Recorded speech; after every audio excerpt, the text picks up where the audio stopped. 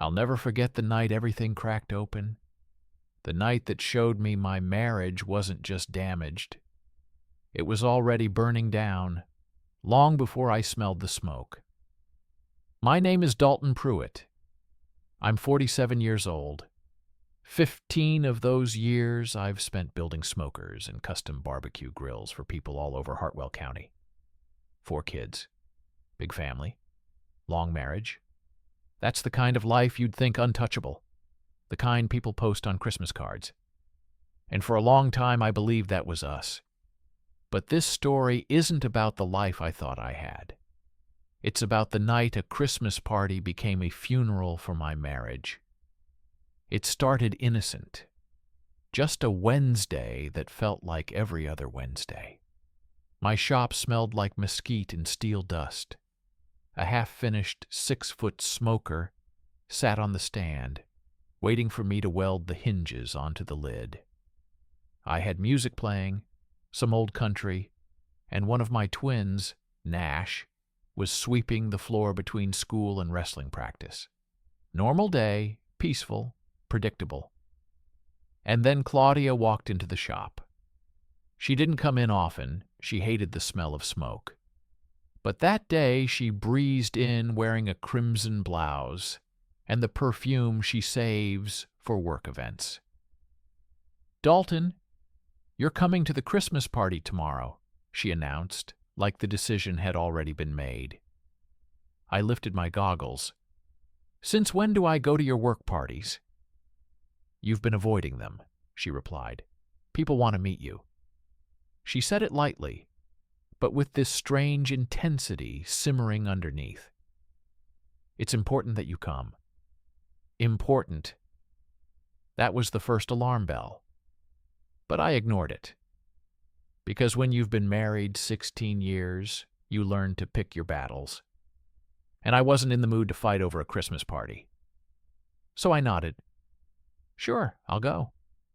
And Claudia smiled, wide, relieved, too relieved. At the time, I just thought she appreciated the support. Later, I'd learned the truth. She didn't want me there at all. She just didn't want her coworkers whispering about why her husband never shows up. She needed control over the image, not my company.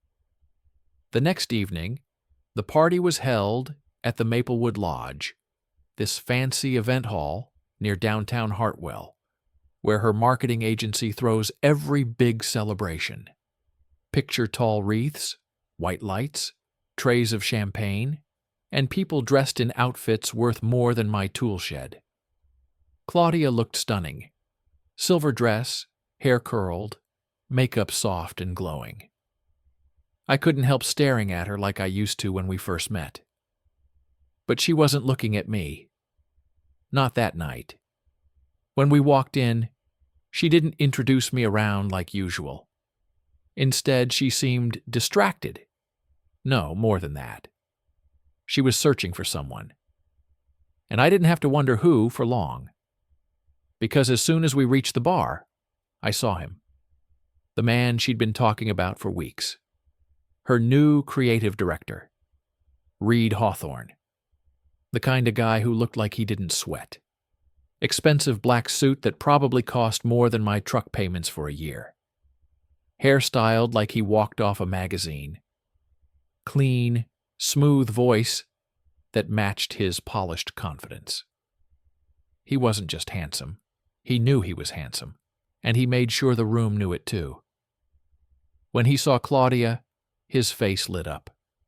Not a professional greeting, not manager to employee. No, this was personal, familiar, too warm, way too warm. "Claudia," he said, pulling her into a quick hug. Too quick to be innocent, too familiar to be friendly. Then his eyes shifted to me. "And you must be the husband. Not Dalton, not Mr. Pruitt, not even my name, the husband." I stuck out my hand anyway. "Dalton, nice to meet you." Reed shook it with the limp fingers of a man who's never gripped anything heavier than a fountain pen. "A pleasure," he said. But it wasn't. Not for him. The whole time he watched Claudia, and she watched him. I'm not a paranoid man. I'm not jealous. For years, I trusted her completely. But in those 40 seconds, I felt something cold slide into my stomach. Distance, disconnection, a different energy in the room that didn't include me. I didn't drink much that night. I wanted to observe. And what I saw, God, I wish I hadn't. Claudia laughed at his jokes, the kind of laugh she used to reserve for me. She leaned in when he talked. She brushed his arm when she passed him. She lit up around him in a way I hadn't seen in years. Not with me, at least. And Reed. He looked at her like she was already his. Around 10:45, I realized I hadn't seen Claudia in 10 minutes. Not that unusual at a party, but something pricked at my nerves. So I walked the floor, checked the bar, checked the dining area. Nothing. Then I spotted the receptionist pushing open the west exit that led to the parking lot. She froze when she saw me. "Oh, Mr. Pruitt, right?" she said. "Your wife already left." My heart dropped into my boots. "Left?" "Yeah. She left with Mr. Hawthorne. Said they were heading out together." I felt like someone pressed pause on the world. Left. With him. Together. I walked out into the cold December air, my breath rising in thick white clouds. The parking lot was mostly empty. Reed's sleek silver Lexus was gone. Claudia's car was gone too. My truck sat there waiting under the yellow floodlight, alone. I got inside and just sat for a moment, gripping the wheel. I didn't even know where to go. Home? Drive around? Call her? But calling felt pathetic, like asking permission to know where my own wife was. So I drove home and waited. Hours passed. Midnight. 1, 2. At 3:30, I drifted into a half-sleep on the recliner. At 4 in the morning, the front door opened. Claudia stepped in quietly, wearing a navy jacket that wasn't hers. Definitely not hers. It hung on her like it belonged to a much bigger man. She froze when she saw me awake. "Oh," she said, startled. "You're up? You left the party without me." She blinked fast, her eyes glossy, not with tears, but panic. "Reed offered me a ride," she said. "My feet were killing me in those heels. I didn't want to bother you." "You could have told me." She shrugged, unbothered. "You were talking to someone. I didn't want to interrupt." My jaw clenched. "You didn't text. You didn't call."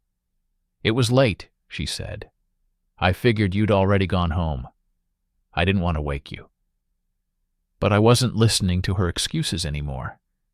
Because as she spoke, I saw it. A deep purple mark on her neck, half hidden by her hair. It wasn't a shadow. It wasn't a wrinkle in the skin. It was a hickey. She saw my eyes go to it and immediately pulled her hair forward. "It's nothing," she muttered. "It's a rash." The lie was so terrible it felt like an insult. I didn't shout. I didn't accuse. I didn't throw anything. I just stood up, walked to the bedroom, and closed the door. And that was the moment my heart broke. Not the affair itself, not the mark, but the ease with which she lied, like she'd been practicing. The next morning, after I drove the kids to school, I went to the hardware store, bought new locks, installed them by noon.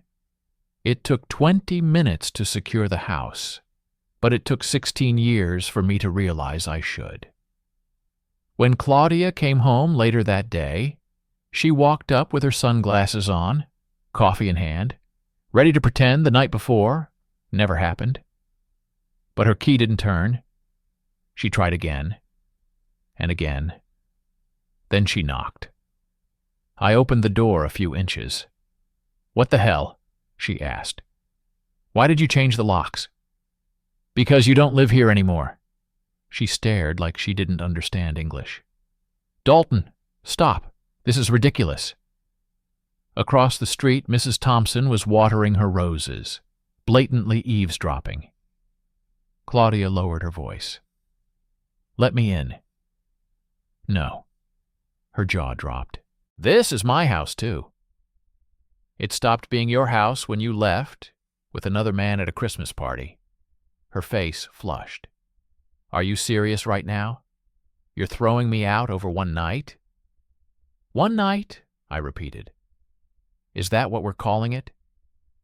She folded her arms defensively. Nothing happened. Then what's that on your neck? For a moment she froze, like a deer caught in headlights. Then everything spilled out. Not regret. Not apology. Just venom. Fine, she snapped. Yes, I slept with him. And honestly, it wasn't the first time. The words hit like a sledgehammer. Everything inside me went cold. You cheated, I whispered. You haven't touched me in months, she shot back. This marriage has been dead for years. I just didn't want to admit it. I stepped back. Get a lawyer, Claudia. Oh, I will, she said. And you'll regret this. No, I replied, closing the door on her. I won't.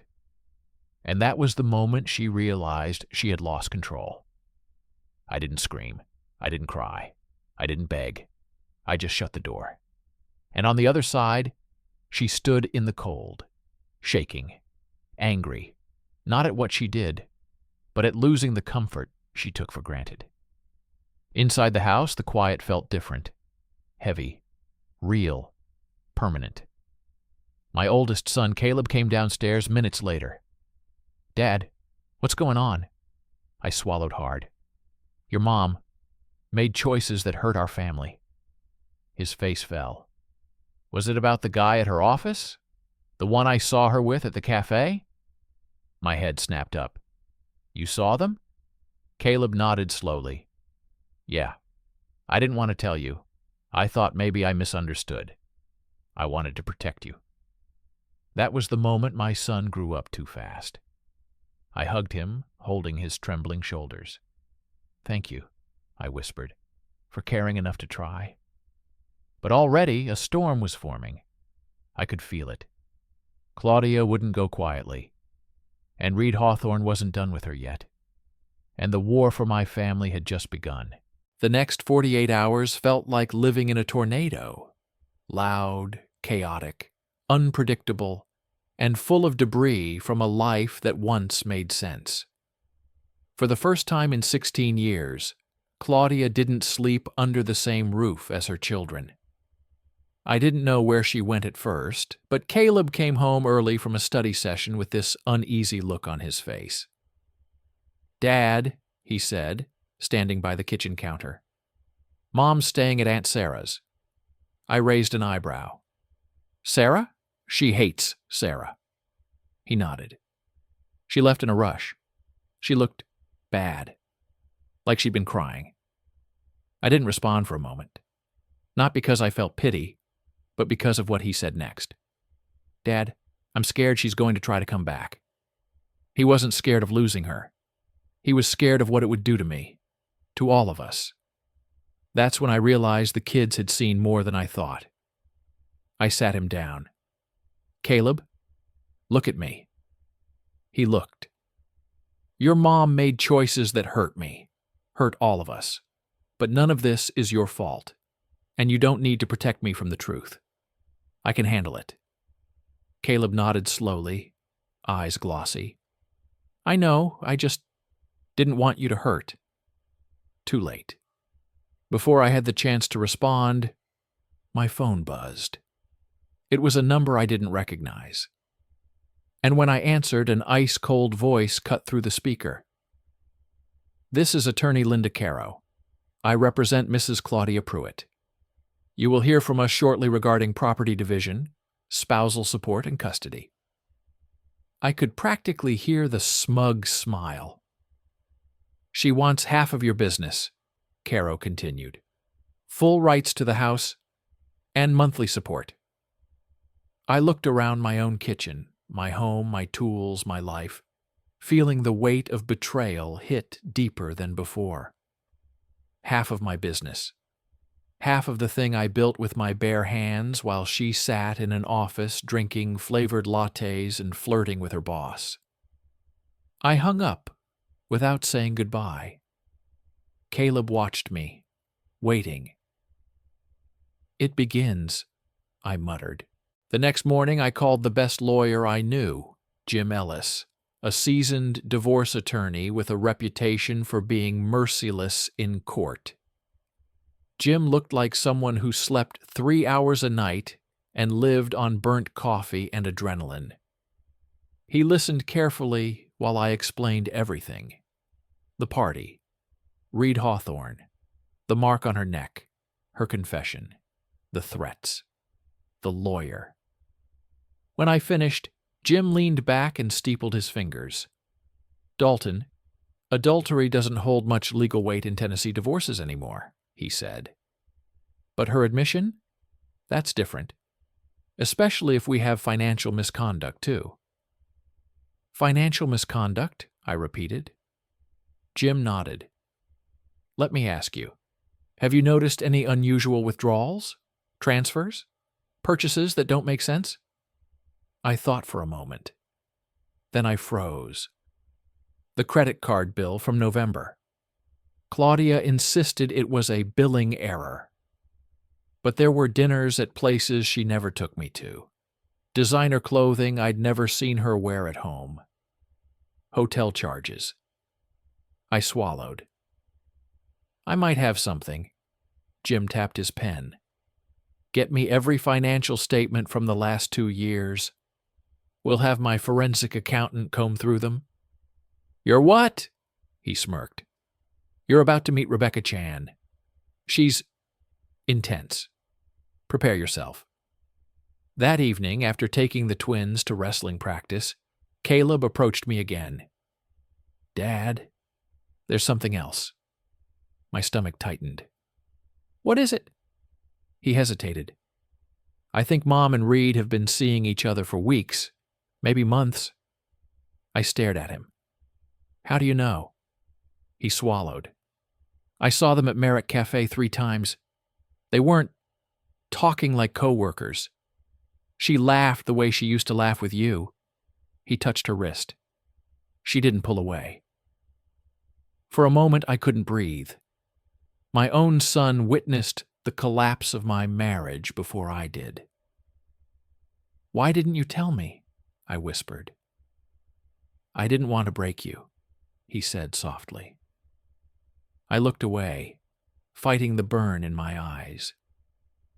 "I'm not broken," I said. "Not anymore." But the truth was uglier. I wasn't broken. I was turning into something else. Harder, colder, sharper. And I didn't know if that was good or bad. 2 days later, the packet from Claudia's lawyer arrived. She wanted half of my business, alimony for 10 years, joint custody with the house remaining her primary residence, full access to all holiday schedules, my truck on top of everything else. It was like she took a shotgun to our entire life and blasted every piece she could claim. I drove straight to Jim's office. He opened the envelope, read the demands, then tossed the papers back onto his desk.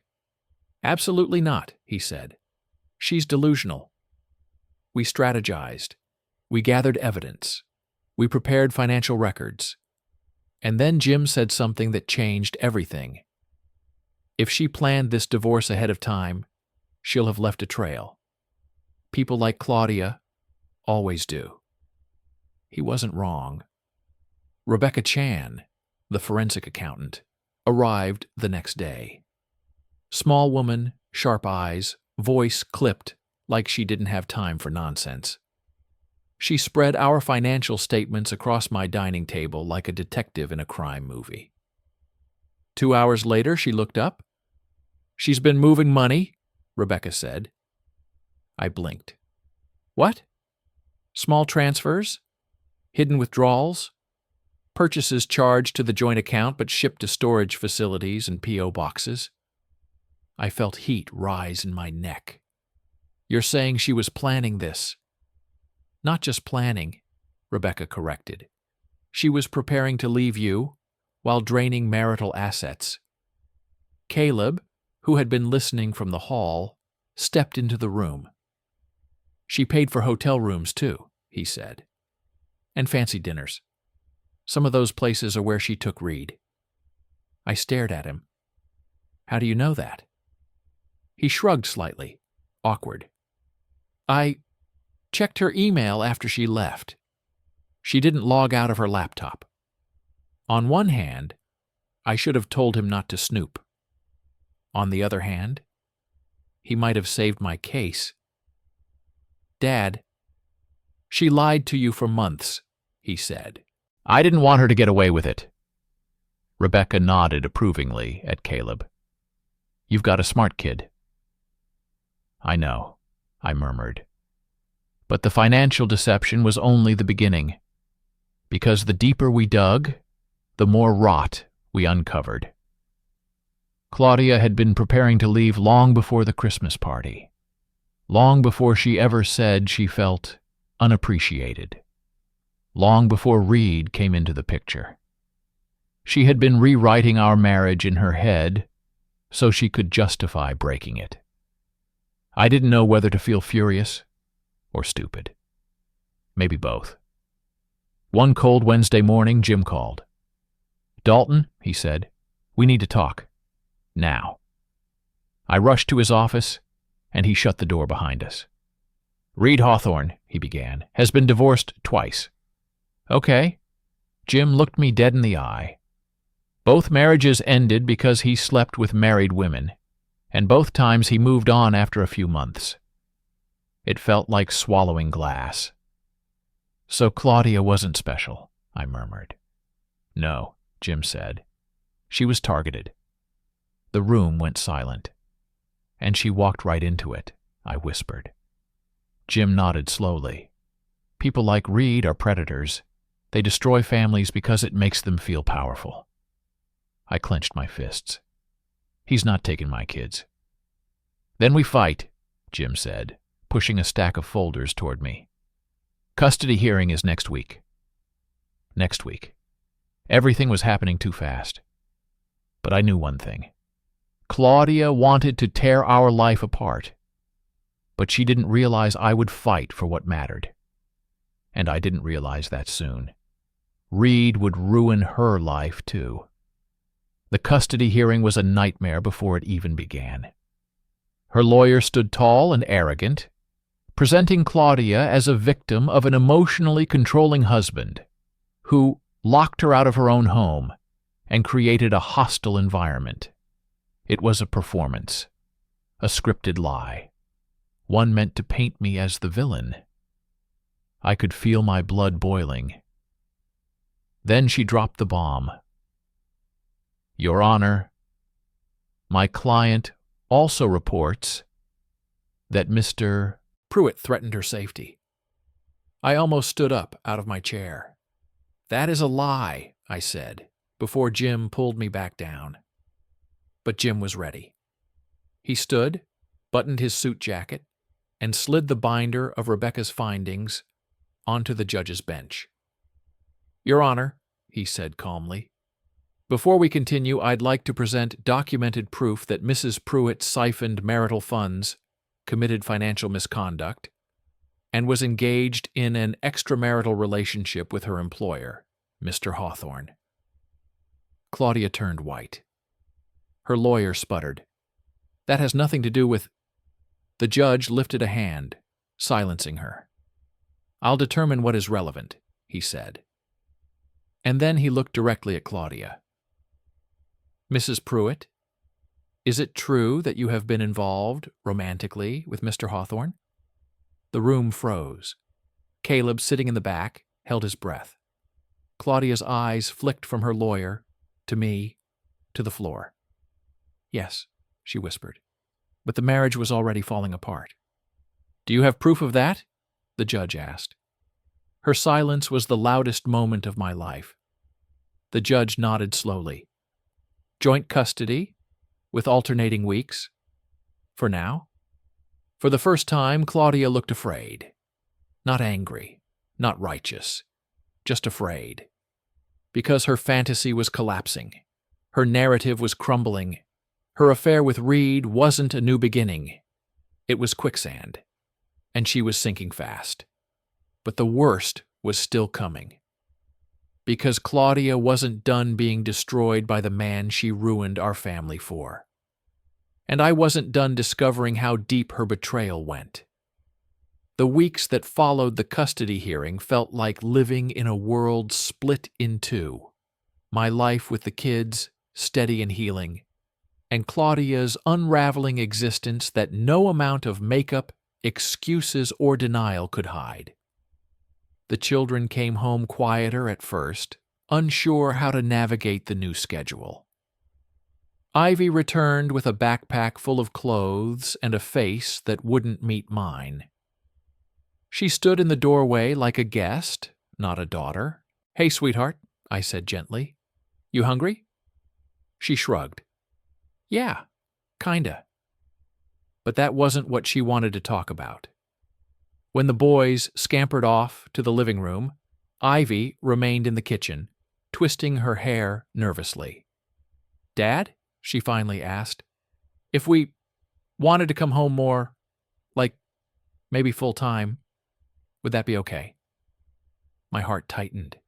She looked so worried. Afraid I might say no.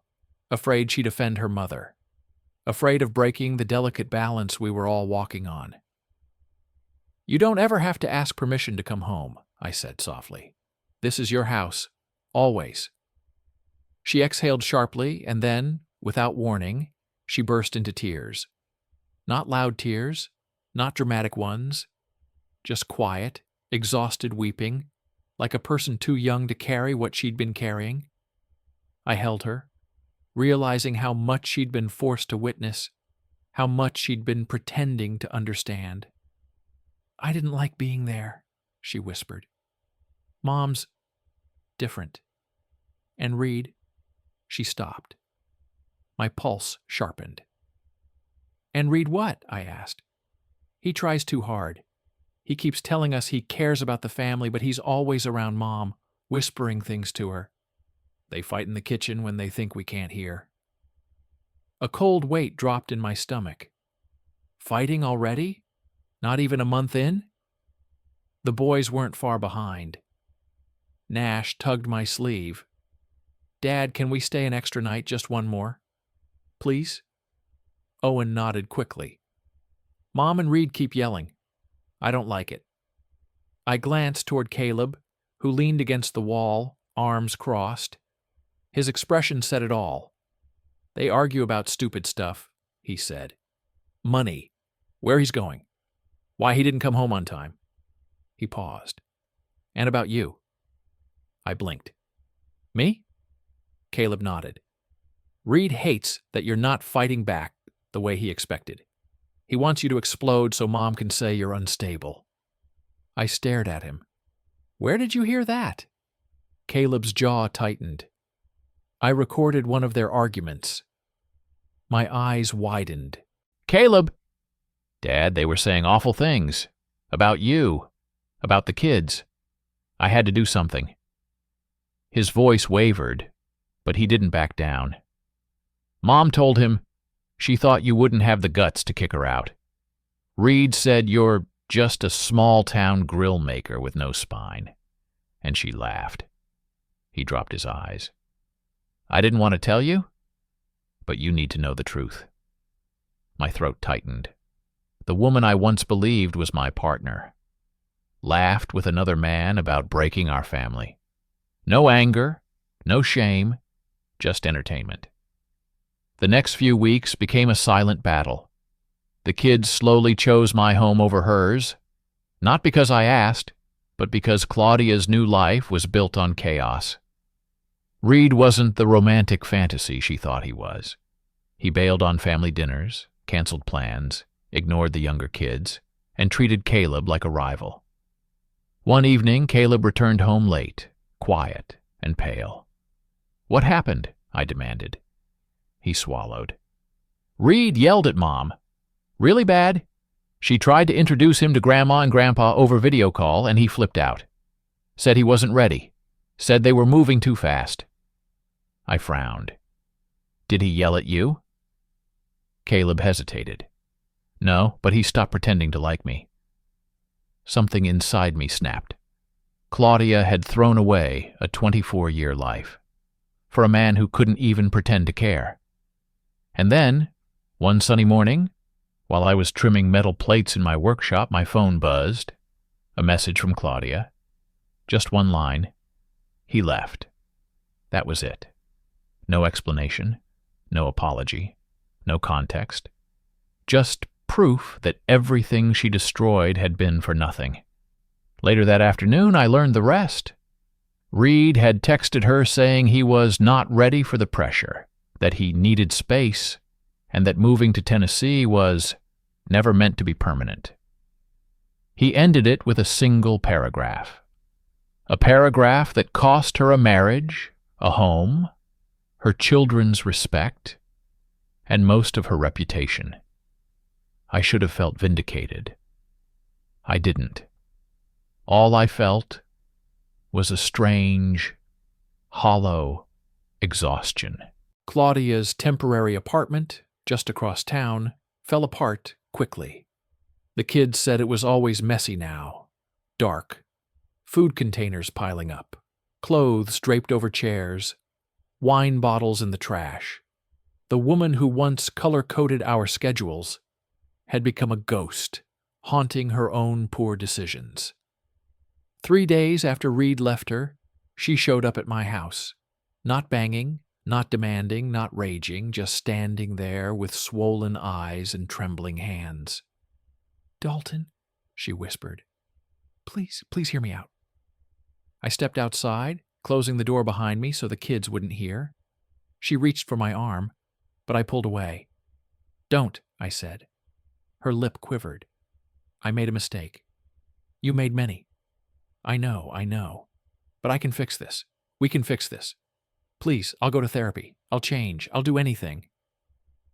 I stared at her. The woman who once promised forever, now standing in the ruins she created. "Claudia," I said quietly, "you didn't just cheat. You didn't just lie. You dismantled your own family with surgical precision." She shook her head violently.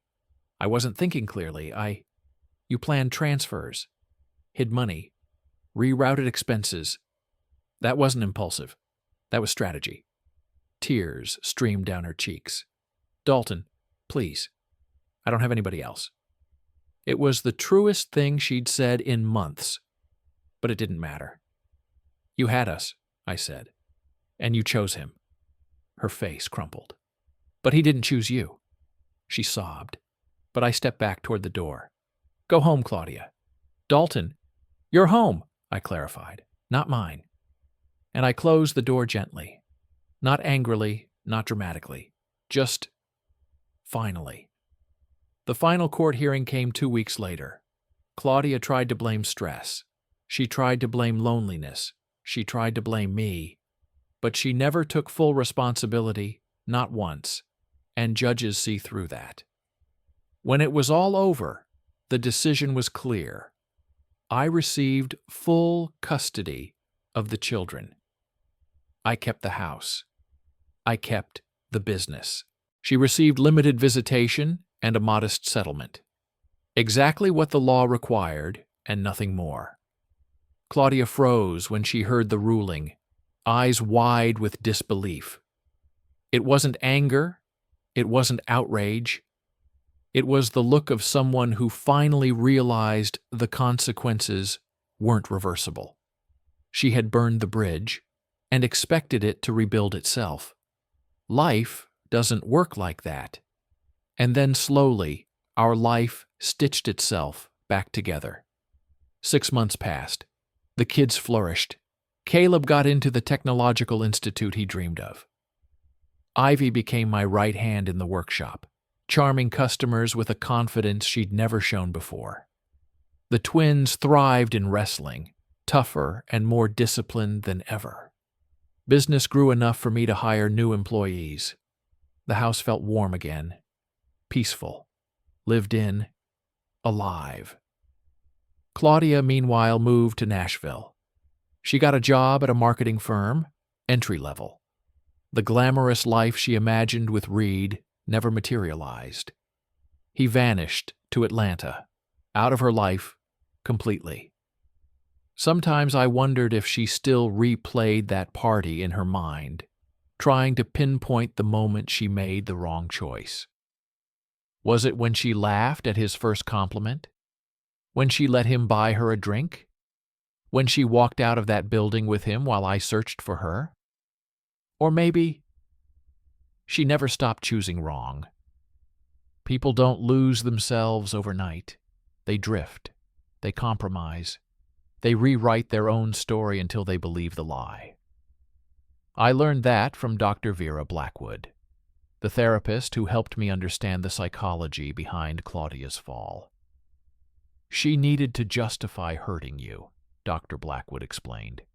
So she rewrote the marriage to paint herself as the victim. It's the only way she could live with her decisions. I blinked. So she convinced herself I was the problem. Dr. Blackwood nodded. Because the truth, that she betrayed a faithful husband and 4 children, was too ugly for her to face. It finally made sense. I couldn't have saved her. Not because I didn't try, but because she didn't want to be saved. And so I gave the kids the lesson I learned the hard way. Family isn't just blood, I told them one evening. It's the people who do what they promise, who stay, who protect you, who show up. They nodded, all 4 of them. And I realized they understood something many adults never do. It's not enough to be a parent by title. You have to show up, with love, honesty, and respect. They felt safe with me. That meant everything. Spring rolled into summer before I realized how much time had passed since the night of the Christmas party. The night everything broke. The point of no return. Life, in its quiet way, had begun to heal us. The house was filled with noise again, real noise, laughter, arguments over the TV remote, the clatter of school projects on the kitchen table, the metallic rhythm of my workshop drifting through open windows. It felt like a home, not a crime scene. But healing doesn't erase memory. It simply teaches you how to live without reopening wounds. One evening, after dropping the twins off at wrestling practice, I found myself driving with the windows down, the warm dusk brushing against my face. The radio hummed softly, and for the first time I couldn't even remember how long. I wasn't thinking about Claudia, or Reed, or the divorce, or the court dates. My mind was simply quiet, and that silence felt like a victory. Then, one ordinary Tuesday afternoon, my phone buzzed with a number I didn't recognize. "Mr. Pruitt," a soft voice asked. "This is St. Augustine Medical Center in Nashville. We have a patient requesting permission to be visited by immediate family."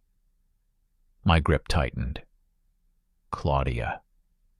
A cold sensation slid down my spine, but my voice remained calm. What happened?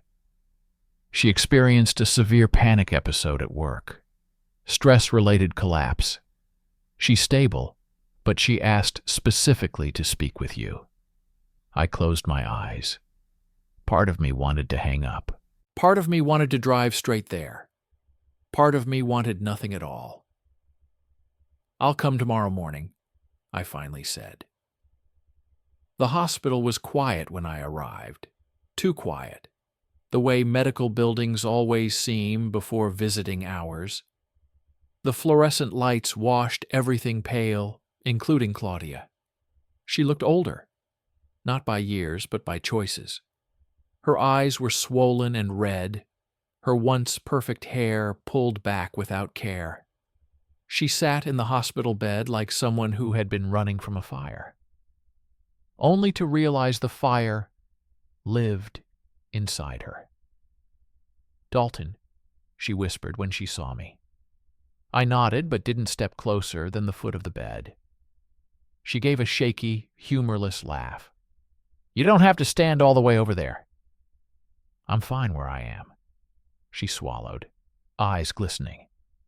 "I'm not." Silence filled the room. She looked down at her hands. "I know I can't change anything. I know I can't undo what I did. I wanted to tell you I'm sorry." I studied her face. Not the woman I married, not the woman from the party. Just a human being, broken and raw. "For what exactly?" I asked. Her voice cracked. "For all of it. For leaving that night. For choosing Reed. For the lies. For hurting the kids. For destroying everything good." She sniffed and wiped her eyes. "I keep trying to figure out when I lost myself. When I stopped being me." The answer was simple. "You didn't lose yourself," I said. "You gave pieces of yourself away to people who didn't deserve them until you didn't recognize what was left." She covered her mouth as sobs shook through her. "I didn't want to be like this," she cried. "I didn't want to end up alone." I didn't speak for a long moment.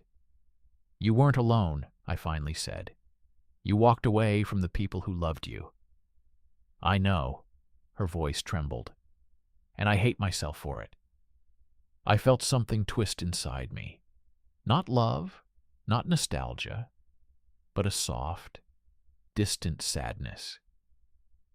"You should try to forgive yourself someday," I said gently. "Not for me.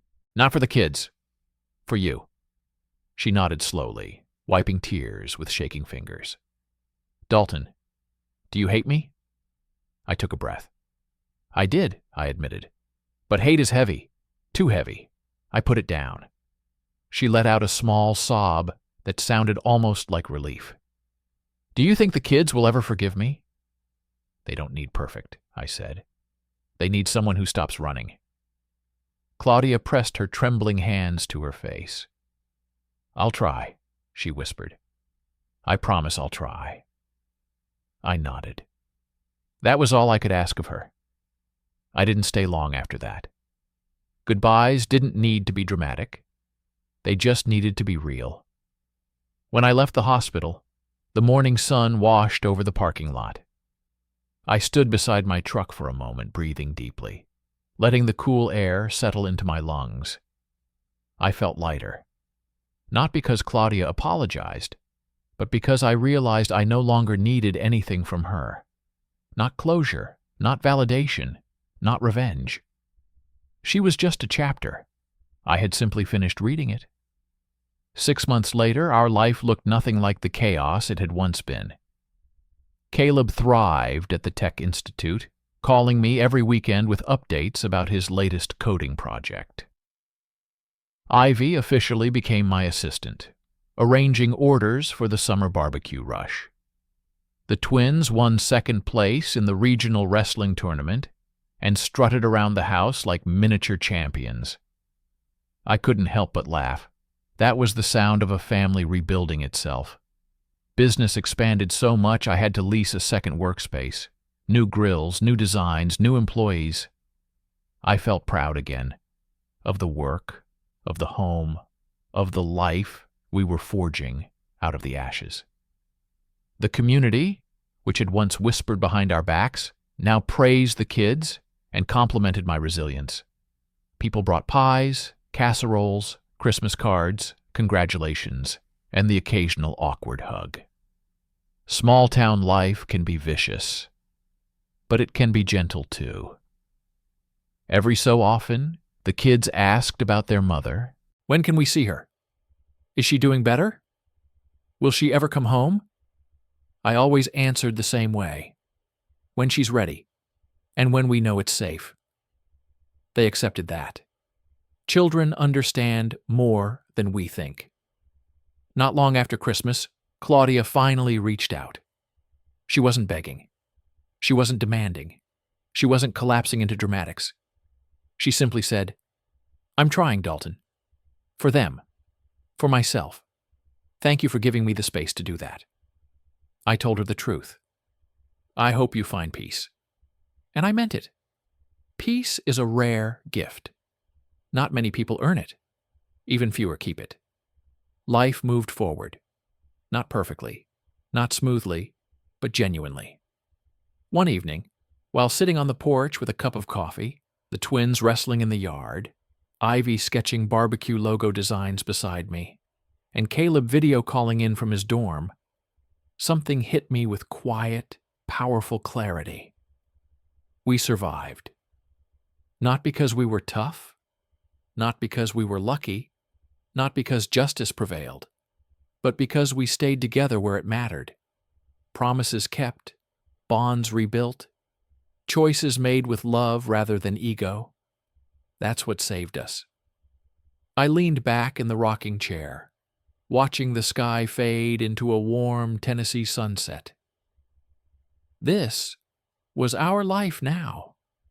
Not perfect, not untouched, but ours.